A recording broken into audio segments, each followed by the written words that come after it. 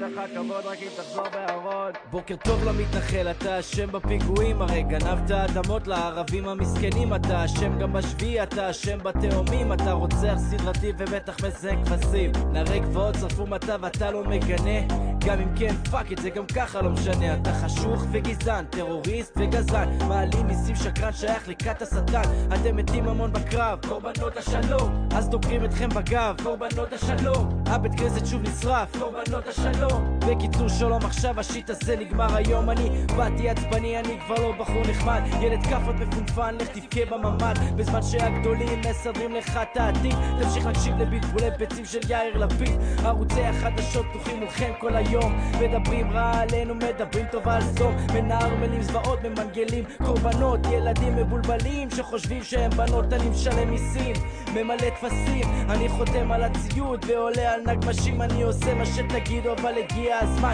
להגיד תודה ושלום לכל הדור הישן. הם רוצים שתעבוד, הם רוצים שתשרת, הם ייתנו לך כבוד, רק תסתום ותציית, הם רוצים שתסתער, הם רוצים אותך ראשון, הם ייתנו לך כבוד רק אם תחזור בארון, הם רוצים שתעבוד, הם רוצים שתשרת, הם ייתנו לך כבוד, רק תסתום ותציית, הם רוצים שתסתער, הם רוצים אותך ראשון, הם ייתנו לך כבוד רק אם תחזור בארון.